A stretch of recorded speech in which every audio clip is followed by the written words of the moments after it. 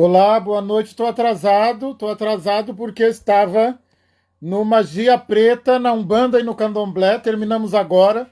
Estava previsto para terminar às 10 horas, mas avançou. Estava lá com o querido pai David e estávamos agora. A mãe Tati, que está aqui conosco, já estava lá. Muita gente. João, pai João querido, estava lá conosco. E vamos aqui, estou esperando a nossa convidada, Cibele. Deixa eu ver se ela já está por aqui. Deixa eu ver se Cibele está aqui. Pai Eduardo está aqui conosco. A solicitação, querida Cibele, só aceita. Oi. Oi, meu amor, tá escuro. Tá escuro? Então calma aí, vamos clarear esse negócio. Dá uma Vê se melhorou. clareada que as pessoas têm que ver Dá sua clareada. beleza. Tá melhor agora? Melhorou, você tá linda, linda, linda, linda. Tem que se arrumar, né? Sua bênção, babá. A Xangô bênção. abençoe, Que bom. Xangô abençoe a bênção. Muito bom, muito feliz de Ai, recebê-la aqui na nossa encruzilhada. Já estou vendo aqui Mãe Tati, Pai Eduardo, de Oxoguian, Ana Paula, Miguel, Pai João, Neide, Jefferson. Muito obrigado por estarem conosco. Você sabe que nós temos esse grito de encruzilhada sim. todo domingo e nós vamos fazer um ebó juntos e vamos levar para a encruzilhada à meia-noite. Pai Gladson está sempre por aqui. Então, deixa eu apresentar a nossa querida convidada irmã, né? Nossa querida irmã, Cibele Henriques, professora doutora em serviço social, pesquisadora e assistente social, e ela acabou de defender a sua tese de doutorado na Universidade Federal, Cibele, do Rio de Janeiro. Isso, Universidade Federal do Rio de Janeiro, babá. Acabou de defender a sua tese de doutorado na Universidade Federal do Rio de Janeiro. Cibele é de Axé também, ela vai se apresentar, ela vai falar um pouquinho sobre ela. E o tema está aqui, está fixado aqui o tema da tese dela e da nossa conversa, o racismo estrutural colonialista no processo de trabalho e formação profissional negra. Mas primeiro queria que você desse um salve e falasse um pouquinho sobre a sua dupla pertença, né, como mulher de axé e acadêmica e professora. Que bom, babá. A benção aos mais novos, aos mais velhos que estão aqui conosco. Salve esse momento, esse grito que é tão importante. Eu acompanho todo domingo, né? Então, para mim é uma honra. Muito obrigada por ter convidado a estar aqui nesse axé. Vamos levar muita coisa boa de partilha hoje. Queria me apresentar, né? Meu nome é Cibele, como o babá falou. Eu, na verdade, minha mãe é Yalorixá, então fui criada no axé junto com ela, né? Foi assim, tenho essa vivência, ela tem um Ilê no Rio de Janeiro, Ilê de Bessém, e eu sempre, então, pertenci ao axé e sempre gostei muito de estudar. Então, né, hoje eu consigo aliar as duas coisas, né? Eu acho que a gente vem nesse momento de construção de valorizar essa epistemologia de terreiro, e isso é uma bandeira que eu levanto, porque é a nossa ancestralidade que nos fincou, que nos deu alicerce, que eu acredito muito nisso, que deu potência de existência, então é nisso que eu acredito. Eu sou assistente social de formação, me formei pela UFRJ, Universidade Federal do Rio de Janeiro. Desde então atuo já como assistente social, já vai fazer 10 anos, e sou também assistente social da Universidade Federal do Rio de Janeiro. Eu trabalho na saúde mental, no instituto lá de psiquiatria, e sou pesquisadora da área do tema de saúde mental, raça e gênero, né? E eu desenvolvi a minha pesquisa de tese abordando a questão do racismo estrutural, trabalhando com essa perspectiva que já vem, nossos passos vêm de longe, né? Então tem vários autores trabalhando aí, não inventei a roda, mas assim, a gente tem vários autores que trabalharam esse tema, entre eles Clóvis, Moura, Guerreiro Ramos, Ali Dias, e o próprio Silvio Luiz, né? Na coleção Feminismos Plurais, da Djamila Ribeiro.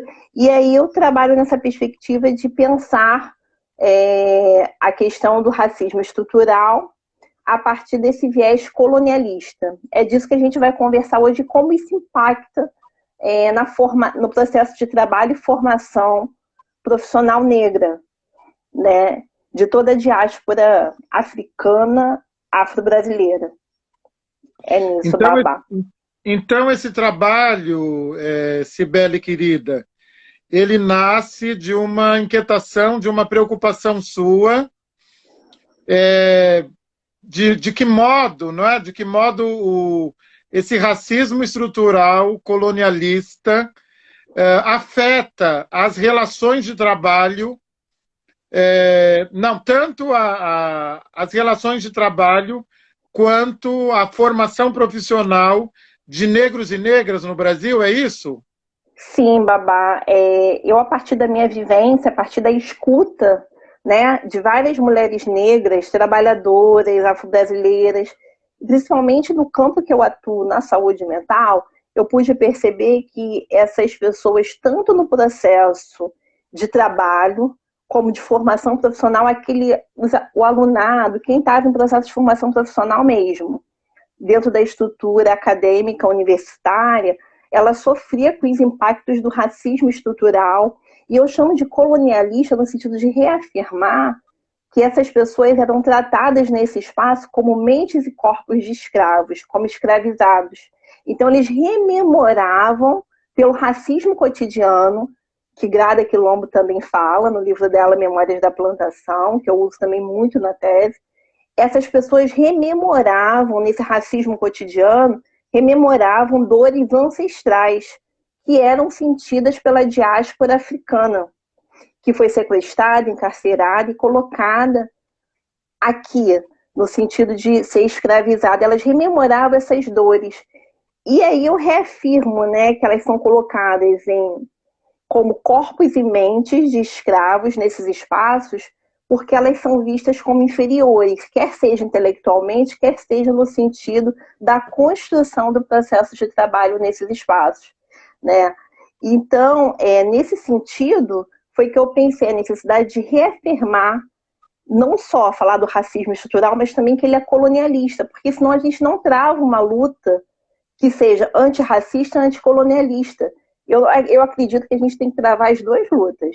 Não dá só para ser antirracista, tem que ser anticolonialista. Por quê? Porque esses corpos negros, ao adentrar o espaço da universidade, ainda são vistos como uma pertença, que é uma pertença dessas colonialidades que eu chamo, que são as opressões raciais, né?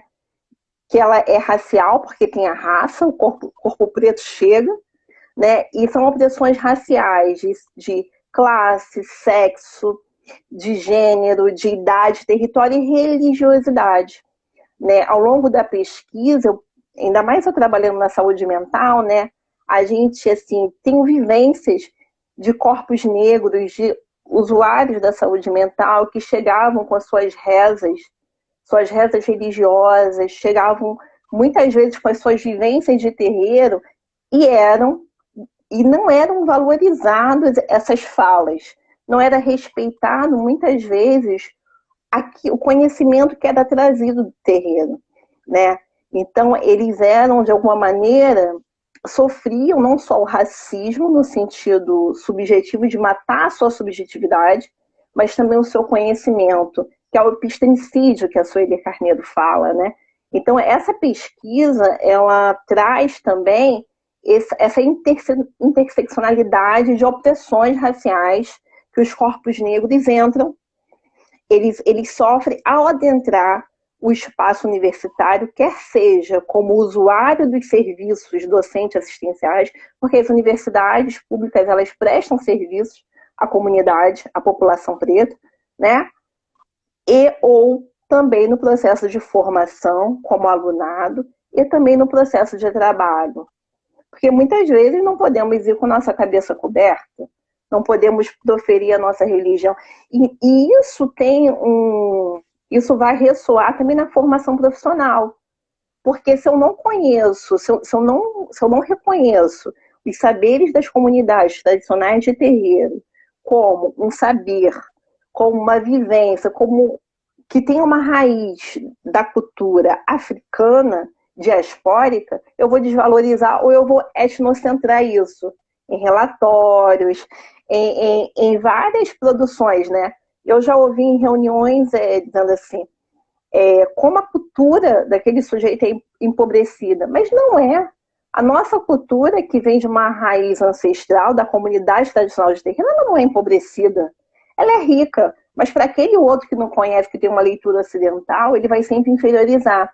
Então, a importância de se travar uma luta que seja antirracista, anticolonialista, por isso que eu coloco racismo estrutural, colonialista, para poder marcar a necessidade da gente descolonizar práticas sociais e institucionais, que nos matam diariamente, matam nossa subjetividade, nossa existência como pluriversal.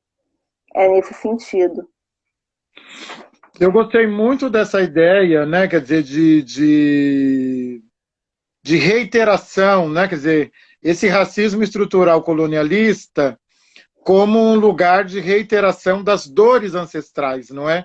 Nós sabemos, não é, Cibele, o quanto nos é doloroso falar sobre o racismo, falar sobre a história da escravização, revisitar as nossas próprias dores.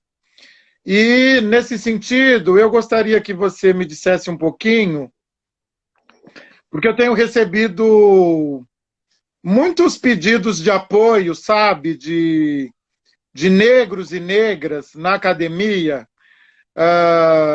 para coorientação, para apoio, negros e negras querendo desistir, quando os temas são voltados às africanidades, ao racismo, à ancestralidade negra, e o orientador e a orientadora brancos, eles não têm domínio, porque eu costumo dizer o seguinte, você muito bem trouxe, né? Quer dizer, não é que nós temos uma epistemologia inferior, não é? Quer dizer, a grande questão é que nós somos poliglotas, nós falamos a nossa epistemologia e a epistemologia branco, e a epistemologia branca. Acontece que o branco, ele não fala a nossa língua. E ele não quer falar, e ele não quer entender. Não é? Quer dizer, nós somos poliglotas, nós falamos a língua branca, a língua acadêmica, a língua eurocêntrica, que nós tivemos de aprender a pulso, e não foi fácil, um exercício difícil, aprender a língua daquele que lhe açoitou. Não é um exercício fácil. E eles não querem falar a nossa língua, não é? Porque, como a vida toda eles foram privilegiados e só falaram deles, dos temas deles, dos problemas deles e a língua deles, eles não querem fazer esse esforço e compreender as nossas epistemologias pretas ancestrais de terreiro. Mas a questão que eu queria lhe trazer é a seguinte: como é que esse tema foi recebido pela academia? No seu departamento é alguma coisa natural? Foi tudo bem para você? Como é que isso se desenrolou? Então, assim, na pós-graduação que eu estava vinculada, na verdade, a gente não tinha muito esse debate. Na verdade, eu venho com um tema desafiante, né? Que assim, que a orientadora topou e me deixou bem à vontade para poder, eu tive essa parceria dela, deixar bem à vontade para poder construir teoricamente o meu caminho, o meu percurso. Mas a gente sabe que isso não é comum, né? Eu acho que assim, a gente vai tendo algumas dificuldades assim, no meio do caminho, né? E assim, a maioria das pessoas que abordam temas que tem o gênero afro tem dificuldade dentro da academia porque a gente tem dificuldade de ter orientadores. Eu tive essa possibilidade de ter uma orientadora parceira, uma orientadora branca, parceira, que ela acolheu o tema e falou, olha, vai, Se é isso que você quer, então você vai construir isso. E eu fui, né? Fui. Agora, é claro que a gente enfrenta dificuldades, né?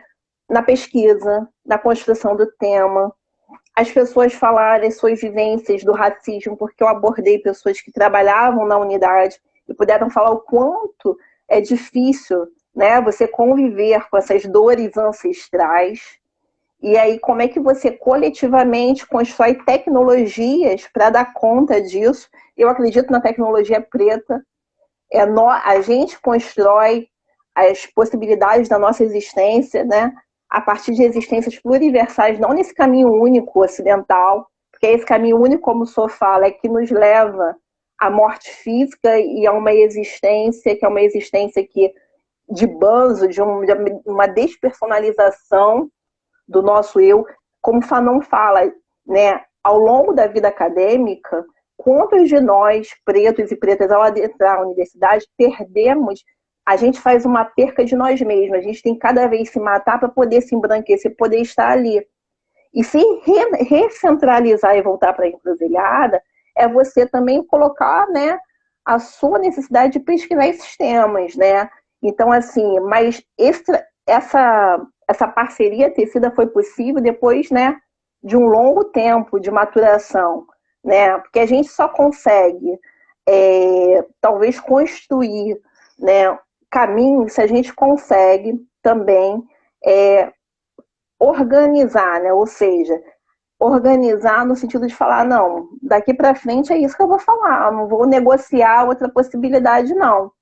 Né? Eu tive uma boa acolhida, consegui fazer a pesquisa, tive uma orientadora parceira, mas tive várias dificuldades ao longo da pesquisa. Não com a orientadora, mas com o campo de pesquisa, consegui fazer a pesquisa, com a empiria em si.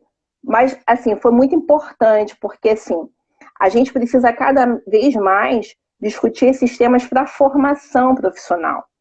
Porque a gente está formando quem? A universidade, ela define a fala, define quem fala, né? Ela tem todo um cânone embranquecido, e essas pessoas chegam nas instituições para trabalhar, depois de formados, e vão lidar com a população preta, que é a população que mais precisa de assistência, quer seja assistência social, que é o campo que eu me vinculo, mas na área da saúde, da habitação, em todas as políticas públicas, o público-alvo é negro.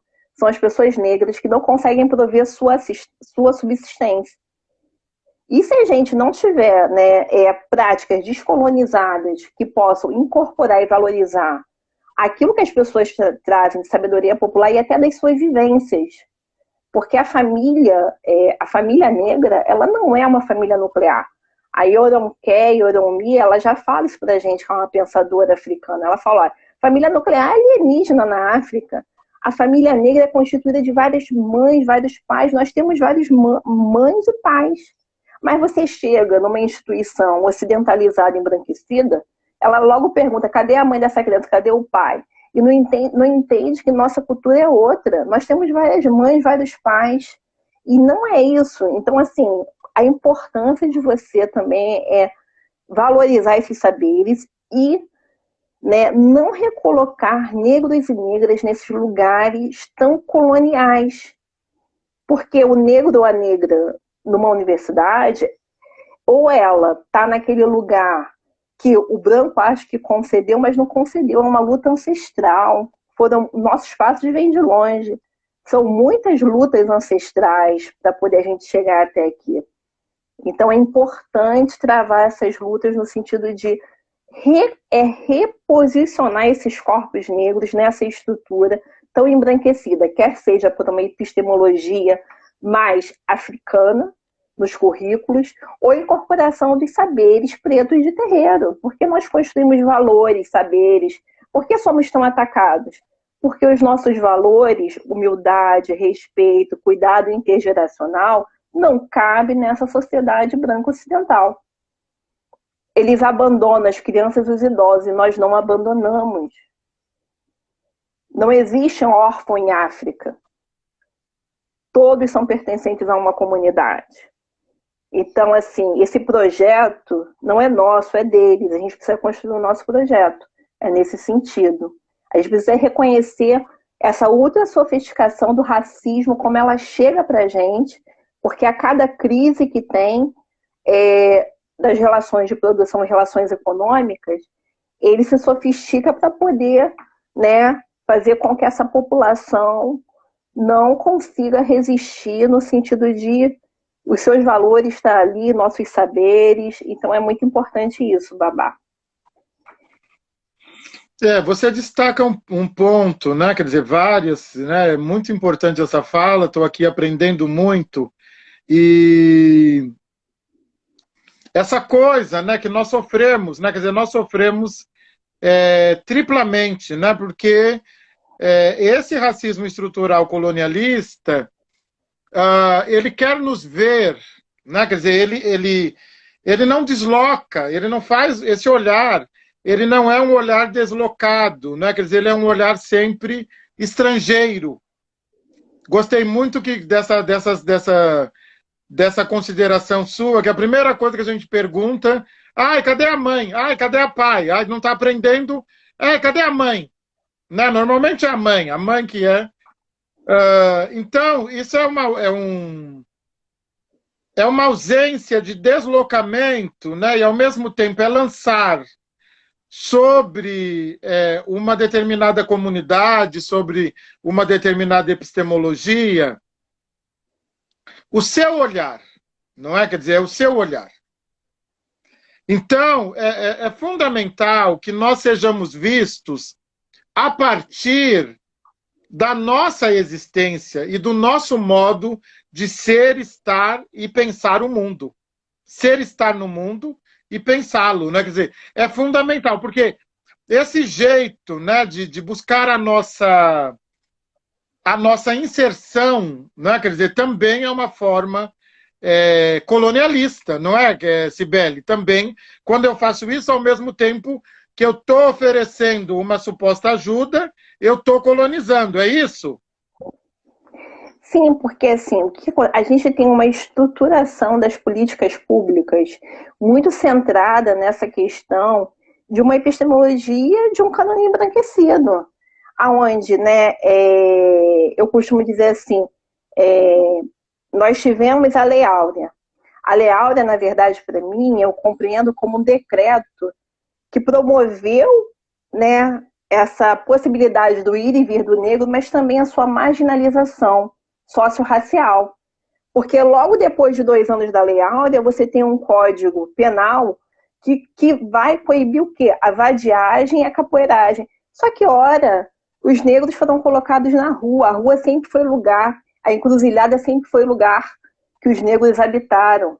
E a encruzilhada acolheu no sentido de dar vida e de não retirar. Quem retira a vida é o Estado, que foi controlar essa circulação no sentido de retirar essas pessoas da rua e colocar no encarceramento.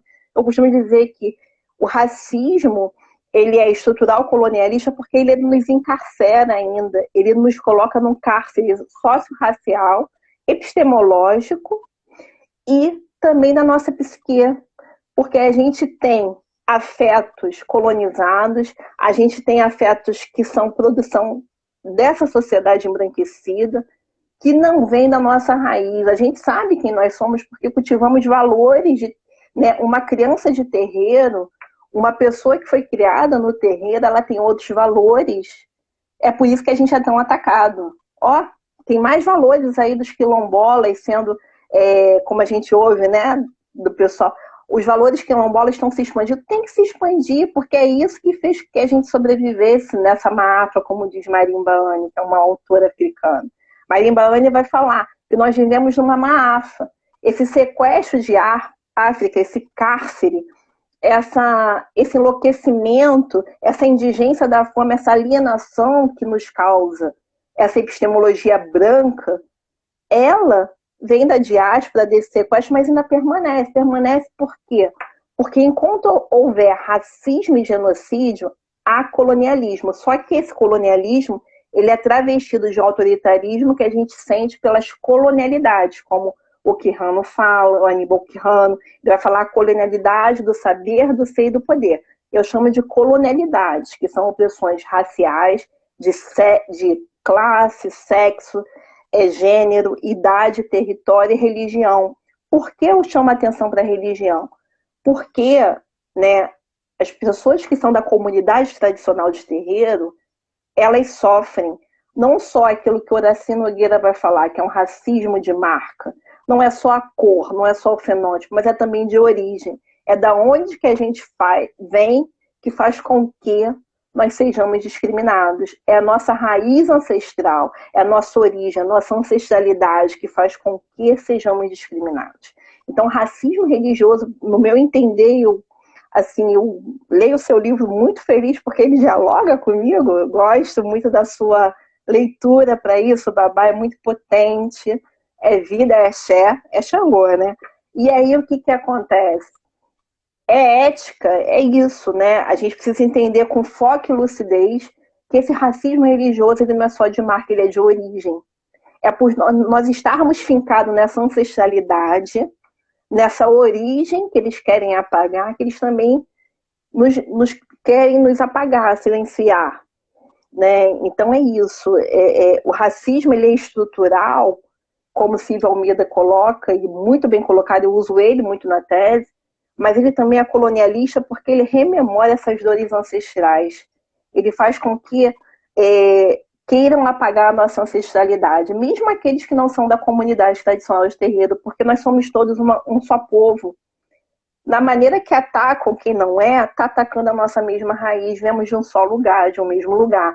Seja de origem banto, seja de origem fon, seja de origem iorubana, temos uma raiz que é da diáspora que veio no tumbeiro para cá. É isso, assim. Olha só, querida Tatiana Henrique está aqui, Tatiana Henrique, e grande, né? Grande atriz, professora, contadora de histórias, e ela traz uma questão, não é, que vai colar aí nessa sua última fala. O que você pensa, não é? O que você pensa do mito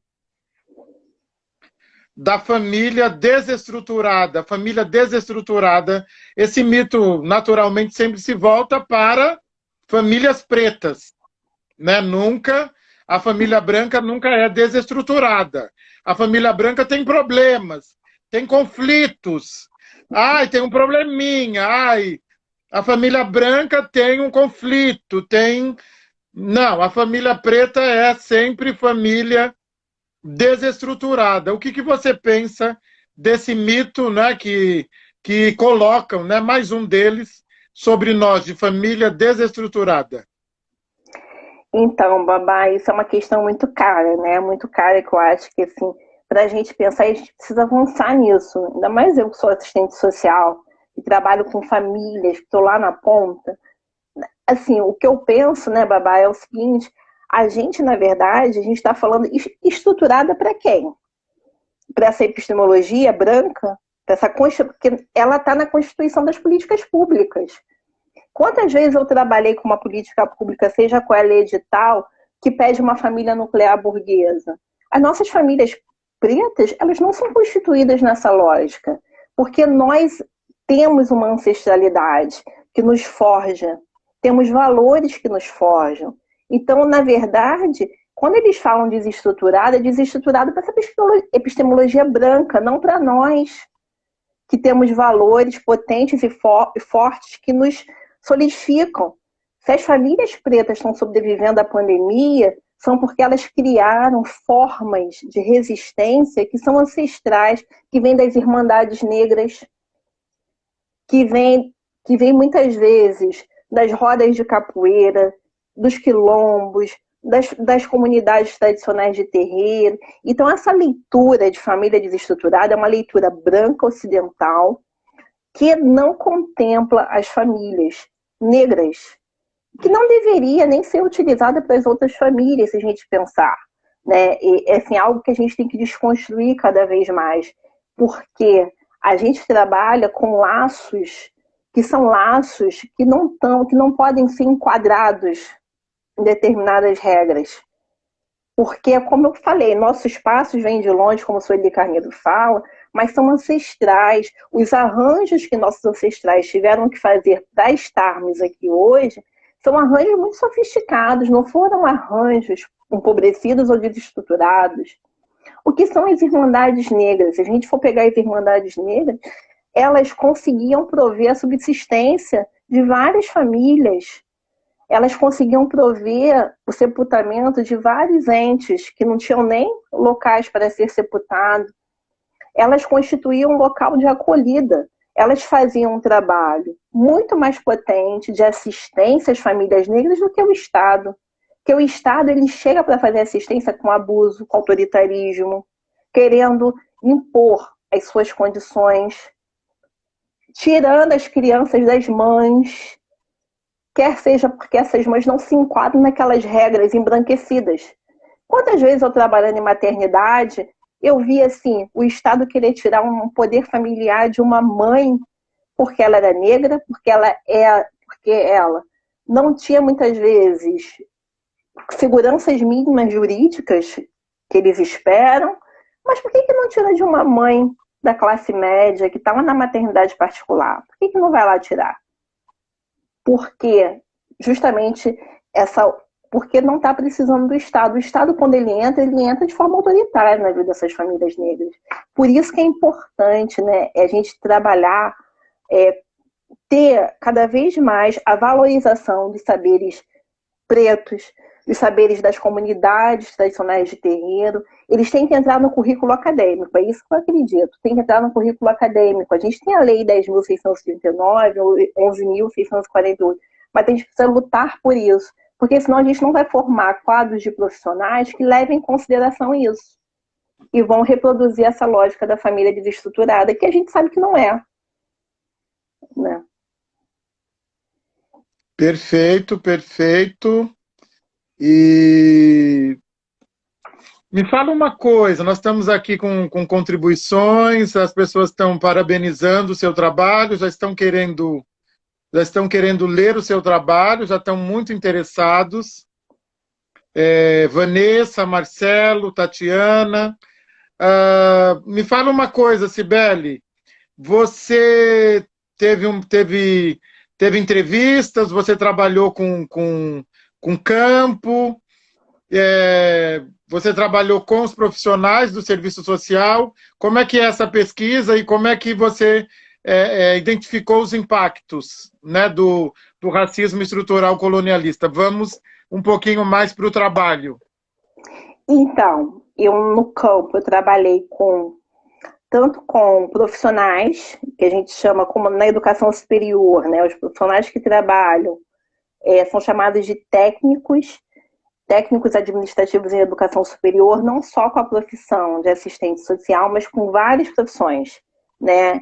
Então, eu entrevistei técnicos em educação superior que tinham formação tanto enfermagem, serviço social, administração, formações variadas, tanto do campo das ciências da saúde como das ciências tecnológicas também, que eram enquadrados dentro da estrutura funcional em várias ocupações, desde aquele que tem uma formação em nível superior e ocupa na estrutura administrativa um cargo de nível médio, um cargo de nível fundamental, um nível superior. Então a gente abriu um campo bem diversificado aí para profissionais.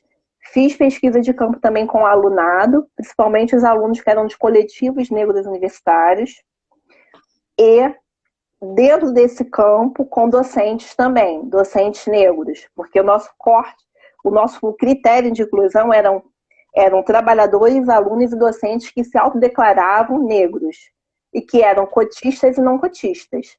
E a partir dessa empiria nós percebemos o quê? Que esses sujeitos, quer seja na condição de trabalhador, quer seja na condição de aluno, quer seja na condição de usuário, né, também, porque alguns eram usuários dos serviços assistenciais das unidades universitárias, ou na condição de docente, todos eles relatavam que eles sofriam racismo, relatavam que esse racismo não era algo singular, tinha uma estruturação de uma matriz colonial. Por quê? Porque colocavam eles em lugares que eram lugares. Eu tenho a fala de um profissional que ele fala, olha, falaram para mim, negro não pode ter poder. O outro outro profissional falava assim, falaram para mim, nego quando caga na saída, quando não caga na saída, caga na entrada, caga na saída. Então a gente vê que são falas muito pejorativas, racistas, que as pessoas sofrem nos espaços, que rememoram, muitas das vezes, lugares escravos, lugares zoomorficados, como Nogueira fala, dessa objetificação, dessa coisificação do negro, e que muitos deles, por mais que tivessem formação de nível superior, não conseguiam avançar na escala funcional, né? Ainda eram colocados para fazer funções que eram muito funções do serviciar, que a gente pode dizer, né? E uma coisa interessante da pesquisa também, empírica, é que ao longo da pesquisa a gente viu que tinha famílias, gerações de famílias que passaram pelo mesmo espaço. Eu tive uma entrevistanda que ela falou, meu pai foi servente, meu avô foi contínuo e hoje eu estou trabalhando aqui. E o quanto foi preciso, teve uma ancestralidade que perpassou aquela estrutura, né, que construiu aquela excelência universitária, mas que todos eles sofreram as mesmas dores ancestrais do racismo. E ela falou a luta dela para ela não estar no mesmo lugar que o pai e o avô, porque eles constituíram profissões que eram do pós-abolição. Ser servente, ser contínuo, são profissões do pós-abolição. Se a gente for fazer uma pesquisa na historiografia, a gente vai ver que a profissão que foi dada para os negros na estrutura da administração federal, porque vários negros trabalharam na estrutura da administração federal, porque tinha uma cláusula lá do ventre livre da prestação de serviços. Se você era pego também em vadiagem, isso é que o Estado fala, né? Pelo Código Penal de 1890. Você era obrigado a prestar 5 anos de serviço dentro da administração federal. E esses negros e negras eram colocados justamente como punição para ser servente contínuo. Então, são profissões que ancestralmente construíram uma territorialidade. E hoje os negros e negras conseguem sim, travar lutas viscerais, né? Para poder sair dessa colonialidade. Mas é difícil, não é fácil, não. É isso que eu queria dizer, né? Quer dizer, se esse racismo estrutural colonialista, né? Quer dizer, essa força do racismo e esse discurso, né? Quer dizer, porque normalmente se manifesta no discurso, no apequenamento, né, do outro a partir da cor da sua pele, né? Quer dizer, além dos impedimentos, né, que são vários, eu estou pensando o seguinte: se não é um vírus, né, quer dizer, um vírus mesmo no sentido patológico da palavra, no sentido de doença, que é uma força, não é, Cibele, que inclusive acaba impedindo a mobilidade social de negros e negras, né, de corpos escurecidos, não é, de corpos empretecidos, e me parece que esse é o grande objetivo do racismo, né? Quer dizer, o racismo como uma engrenagem colonial, capitalista, que quer manter a possibilidade de escravização, ou muito próximo, né, quando você fala que esses ofícios, né, no pós-abolição, foram gerados, inclusive preenchidos para esses corpos escravizados, né? Então, me parece que, mais uma vez, é essa força, né, do capitalismo, essa força colonialista, para impedir a mobilidade social de pretos e pretas no Brasil. Sim, isso, de Babá, alguma maneira, se apresentou no seu trabalho? Então, se apresenta assim, Babá, porque assim, tem um texto do José Chazin que ele fala que o capitalismo no Brasil ele tem uma via colonial, ele tem uma identificação da via colonial. Então, ele opera por essa identificação da via colonial. E a gente não pode ser assim, e como o capitalismo, relação de produção, relação econômica, opera nessa identificação da via colonial, ele vai constituir instituições que vão operar na mesma lógica. Porque as instituições, elas estão coladas nesse projeto. Elas são mímeses sociais desse projeto. E as práticas sociais, elas também são mímeses sociais daquilo que a instituição opera, que é justamente ser um braço de assistência desse modo de produção. Então, o que acontece? Ao longo da pesquisa, a gente percebe que essas práticas sociais, elas não se descolonizaram. Porque não adianta eu travar uma luta antirracista e não descolonizar as práticas sociais e institucionais. Por isso que eu falo, a luta ela tem que ser antirracista, anticolonialista e antigenocida. Porque o MC0 vai falar, enquanto houver, ele tem um texto, discurso sobre colonialismo, enquanto houver racismo e genocídio, há colonialismo. Se há racismo e genocídio, há colonialismo. A gente precisa travar uma luta antirracista, anticolonialista. As instituições são reflexo da sociedade, das relações de produção. Elas são mímeses dessa relação de produção. Está na estrutura delas essa estruturação racista, colonialista, sexista.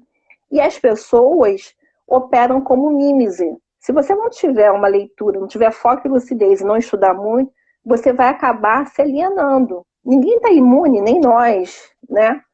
Assim, eu não posso dizer que eu estou imune, nenhum de nós. Isso é um trabalho diário de você, né? Buscar se descolonizar das suas práticas, dos seus afetos, da sua leitura, da sua vivência. E eu acho que as comunidades tradicionais de terreiro são potência. A epistemologia de terreiro é potência, a epistemologia quilombola, todos os saberes pretos são potência, porque eles possibilitam esse trabalho de descolonização, porque a gente, quando está no terreiro, a gente está cultivando nossos valores ancestrais. E a ancestralidade, ela permite esse deslocamento. Mas a gente precisa, claro, ampliar no sentido de pensar como, né, a gente consegue operar essas descolonidades. Porque enquanto as práticas sociais são mímeses da sociedade que a gente vive, se a gente não tiver esse trabalho constante, a gente vai acabar operando. Por isso que eu coloquei no título Racismo Estrutural Colonialista, para poder a gente pensar, olha, a gente precisa descolonizar a prática, não adianta eu só falar do antirracismo, eu preciso falar do anticolonialismo. Eu preciso me despir dessa ocidentalidade branca. É como a Audre Lorde fala, né? A gente precisa, e a Grada também, precisa matar um branco que há em nós todo dia. Senão a gente vai reproduzir as violências raciais contra o nosso próprio povo, que é um fratricídio que o Fanon fala. Então a gente precisa se despedir disso. Né? É muito ebó epistemológico, é recentralizar na encruzilhada, é trazer para o centro os nossos saberes. O senhor faz isso brilhantemente, né? Quando eu vejo o senhor falando, é potência, é isso daí, vamos seguir nisso daí. Nós fazemos juntos, né? Eu estou muito feliz, sabe, Cibele, porque a despeito, né, do verdadeiro show de horrores que se tornou o Brasil, nós, né, nós negros, negras, pretos e pretas, nós estamos tão conectados, né? Quer dizer, a gente está tão conectado, né, pela nossa ancestralidade, nós realmente falamos a mesma língua. Eu queria que o pessoal está muito interessado no seu trabalho, como é que é isso? Vai estar disponível online ou na biblioteca? Pretende transformar em livro? Qual que é a ideia de divulgação desse trabalho, Cibele? Então, Babá, como o senhor sabe, né, eu recém defendi a tese, né, então ela está fresquinha, né? Então, assim, a gente está naquele processo de ajuste, né? Ainda não conversei, né, com a orientadora, mas assim, como é que vai ser essa divulgação? Mas provavelmente ela deve ficar online no site, né, no site da pós-graduação, que eu sou vinculada à pós-graduação da Escola de Serviço Social da UFRJ. Ainda não está disponível porque com essa questão da pandemia, né, então os serviços estão trabalhando remotamente, tudo está mais demorado. E em relação ao livro, né, eu deixo para ancestralidade ver. Ainda não tem nada em vista, mas se a ancestralidade quiser, a gente está aí, né? Importante a gente construir raízes, né? Porque eu acredito muito nisso. Nós somos hoje futuros ancestrais, então a gente tem que trabalhar para as gerações futuras. Né? Se a gente não plantar hoje, o que eles vão colher? Então é isso, é fortalecer esse tronco, essa raiz que já foi, né, já foi fortalecida pelos nossos ancestrais, que já deixou as raízes, já lutaram muito, né? E se eu puder deixar, né, isso escrito, né, vai ser melhor, mas ainda não tenho nada assim em vista. Vamos pedir a Exu, vamos, porque é um trabalho importantíssimo, né? Quer dizer, é um trabalho que precisa ser lido mesmo. E só para a gente já está indo para o encerramento, mas eu queria que você falasse um pouquinho para nós, Cibele querida, se você chegou a apontar caminhos, né, para a mudança ou para minimizar os impactos, não é, desse racismo estrutural colonialista. Você aponta alguns caminhos ou mudanças, né? Como é que você vê isso? Então, assim, na dissertação, né, eu até falei assim, para mim, desculpa, a tese foi muito importante, né, porque assim, ela constituía um rito de passagem, no sentido de cada vez mais eu conseguir afroperspectivar as minhas ideias, minhas reflexões, que não são singulares, não são minhas, são coletivas, são de um povo. Né? A pesquisa não é minha, ela foi construída por mãos pretas e pardas, que são mãos negras. Né? Então, assim, eu devolvo essa pesquisa e eu pensei, né, assim, o que eu refleti da pesquisa é que a gente precisa cada vez mais lutar pela implementação da 10.639 e da sua reatualização aos 1.648, mas com a incorporação de práticas sociais, né? E as práticas, elas são construtos teóricos, né? Então a gente está nesse processo de ensino-aprendizagem que sejam contracolonialistas.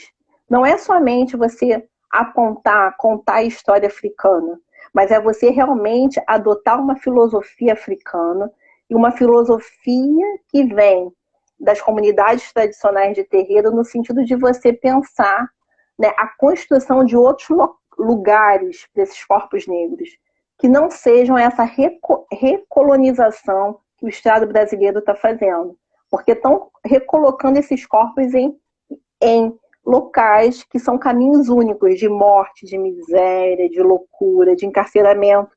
E a gente não merece isso. A nossa ancestralidade plantou raiz, e raiz foi para dar frutos. E o fruto dá no momento certo, como mãe mãe já fala. Então, assim, se dá no momento certo, é hora da gente, né, semear para plantar, para poder frutificar, que a gente possa construir, como o Rufino fala, né, uma pedagogia da encruzilhada, que a gente possa escolher outros caminhos pluriversais, negritudes pluriversais, diaspóricas, que possam colocar a população preta em locais de escolha, e não ela se contentar com as migalhas do colonialismo, das colonialidades, como essa sociedade, eu digo assim, os governantes, não são todos nós, né? Como os governantes que estão no poder hoje querem, né? É isso. Exatamente, que possamos voltar para o centro da encruzilhada e escolher, né? Que nós possamos fazer as nossas escolhas, que não sejam imposições, né? Porque nós sempre temos de responder a um sistema por meio da imposição. Cibele, que conversa deliciosa, quanto conhecimento, que explosão de saberes que você traz, entendeu? Xangô em dobro. Exu abençoe, muito obrigado. Eu sabia que eu precisava conversar contigo e deixar aqui no meu IGTV, depois vai para o meu canal, para ver várias vezes, porque Cibele, ela sabe, ela articula, ela traz várias questões, ela é provocativa, é a continuidade, não é? Quer dizer, é realmente a continuidade, a circularidade. Essa é a fala de Cibele. Muito obrigado, Cibele. Um grande beijo. Obrigada a todos. Obrigada, Pai. Sua bênção. Xangô abençoe a bênção. Agora nós vamos juntos para a encruzilhada. Laroye!